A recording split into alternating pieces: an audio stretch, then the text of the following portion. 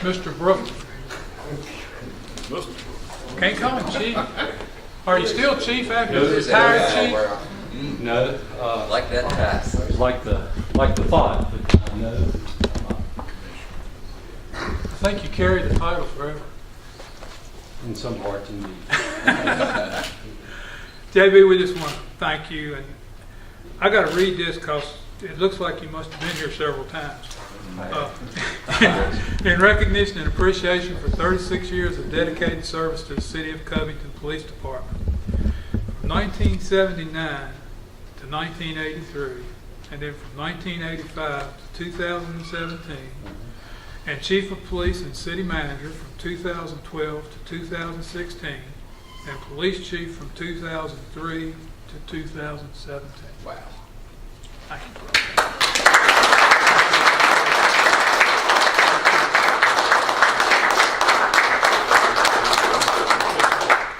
Now speak.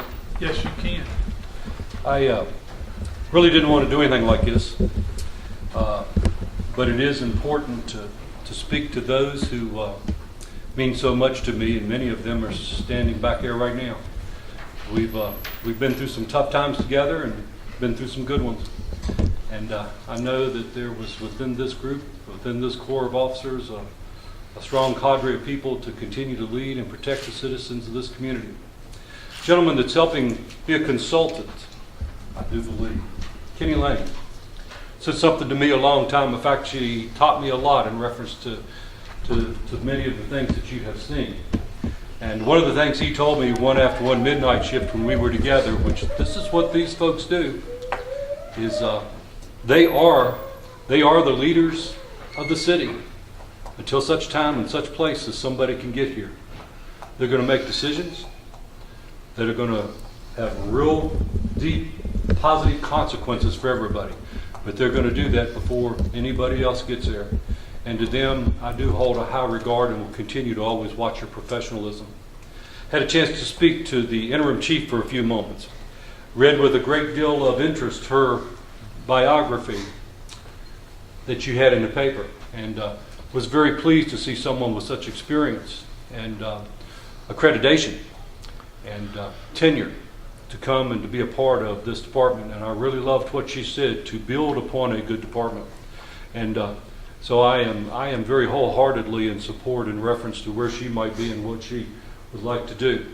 I need to make sure that people understand that my move at this time and place was directed by personal scenarios. Mr. Douglas has been very good to me. Mr. Douglas and I have crossed paths. Not as often nor to the degree that Mr. Bryant and I have crossed paths. but as always, it seems to always come and work out well, and I'm grateful for the time and the experience that we've been able to share. I'd like to tell a little war story that many people do not know. There are a lot of folks that I would like to recognize, and I can't because I'm going to forget everybody. So I will tell you that up front. But I used to get to sit right there where he gets to sit. Now, I don't know if this has ever happened to him, but every now and then when I go in the wrong direction, Gail would kick me. and if she wasn't kicking me, Elizabeth would kick me. Susan never got a chance. By then I'd already learned. And what I am pointing out here is that I have been fortunate in the time frames that I've been here, starting with Don Lee and making my way through, to have been surrounded by good people and good leaders. And even when I took over his tenure as city manager, the leaders in the county reached out, and that was really wonderful. But it is people that make this work. I've been there at 3 o'clock in the morning when it is a terrible scenario and people are hurting, and here comes a rescue squad. And all of a sudden, things start to get better. I've been here when the smoke is coming up, and I've been pounding on the door, and I've said, it's too hot to be out here. And here comes the fire department.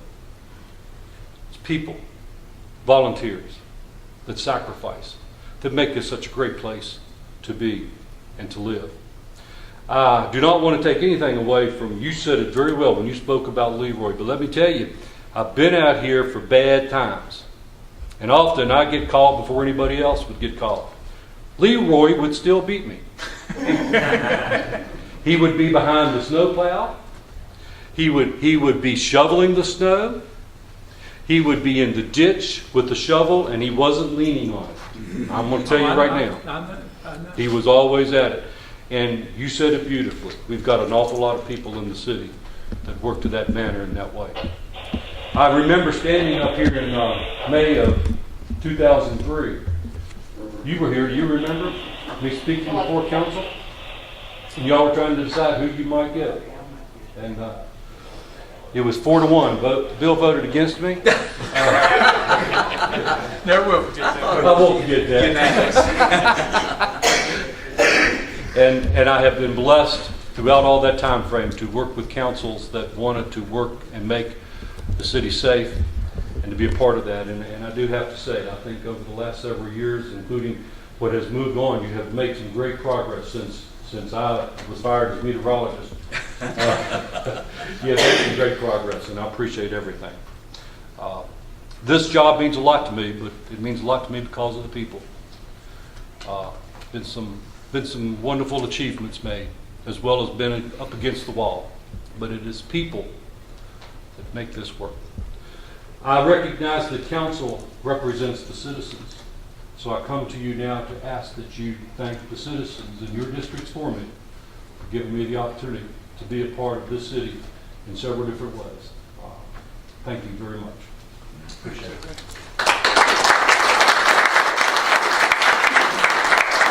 One more thing.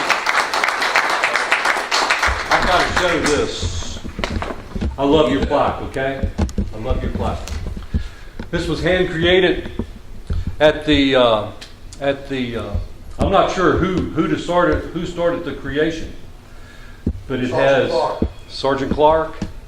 Well, it is beautiful, Sergeant Clark. I know she's the one that did it, and she is the creative mind behind it. Oh, wow. Has our patch, has our badge, has all of the officers serving at the time and place when I retired as chief. Beautiful. Thank you very much. Thank you. I will leave now.